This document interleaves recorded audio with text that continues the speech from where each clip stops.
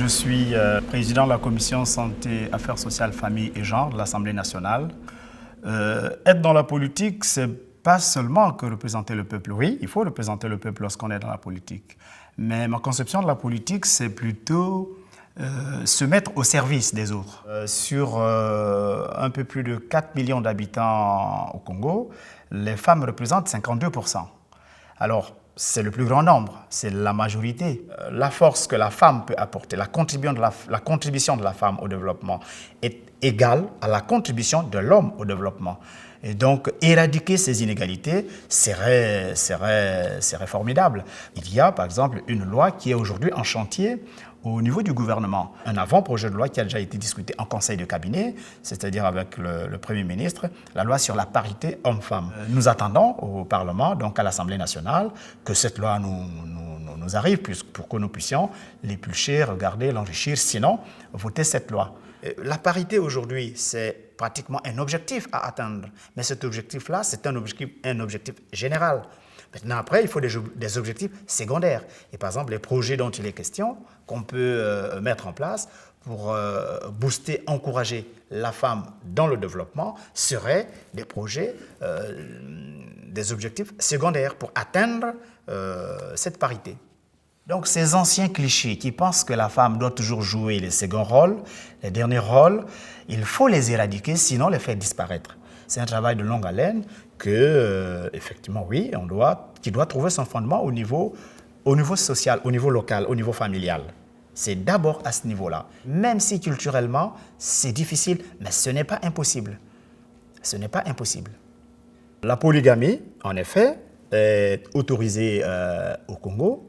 C'est des codes, c'est une loi, c'est le code de la famille qui le dit. Mais est-ce que cela signifie que la femme est vraiment en dessous de l'homme lorsque il y a la polygamie?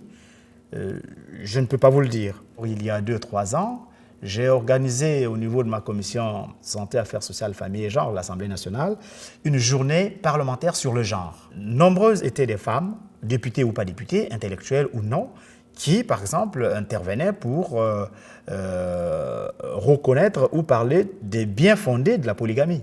Chaque société a ses mœurs, a ses coutumes. À titre personnel, ça ne me gênerait peut-être pas d'être polygame, mais sauf que, avec les temps qui courent, avec ce qu'on a même envie de donner aux enfants, avoir 2-3 femmes, pour moi, ça me gênerait.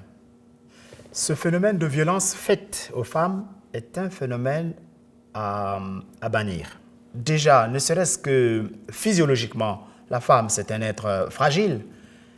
Alors, voilà ces gens-là, au lieu de protéger la femme, leur idée, ou l'idée qui leur arrive en tête, c'est de les violenter, pour quelle que soit la raison. Ce n'est pas la société en tant que telle qui est violente.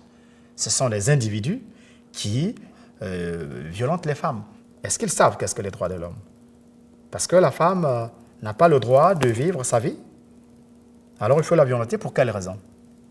Est-ce que ces hommes-là accepteraient qu'ils soient aussi violentés? Pour moi, c'est des crimes qu'il faut condamner. C'est sûr que la manière de gouverner, oui, influence, bien entendu, ce que vous appelez domination de l'homme et de la femme, de l'homme sur la femme. Des sociétés où, effectivement, le capitalisme pense que, bon, j'ai engrangé de l'argent, des capitaux, plus j'engrange davantage, mieux c'est pour moi. Et tant pis pour le plus pauvre, tant pis pour le plus faible. Mais le plus faible, c'est qui? En commençant par la femme. Oui, il faut engranger les capitaux. Mais après, qu'est-ce qu'on fait? La redistribution de ces capitaux serait faite comment? Serait créer des unités de production, par exemple, où tout le monde trouverait son compte. Ce serait bien, plutôt, de se dire, oui, on a des capitaux, on met ces capitaux à la disposition de tout le monde, parce que ce que j'ai déjà peut déjà me suffire. Mais l'autre qui est en face, et surtout la femme qui est en face, est-ce que, avec ce que le peu que j'ai, on ne peut pas aussi partager ça à l'autre, sous une autre forme, peut-être par exemple en créant des petites associations, en créant des unités de production, en créant des entreprises et prioritairement embaucher les femmes compétentes, bien entendu, et qui devraient éradiquer cette forme d'inégalité.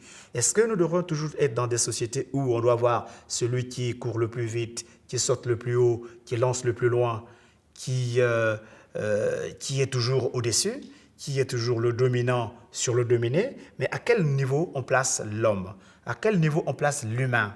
Oui, on a besoin du dépassement de soi, mais en même temps, replacer l'humain au centre de tout. Et ces valeurs-là, on doit les inculquer aux enfants.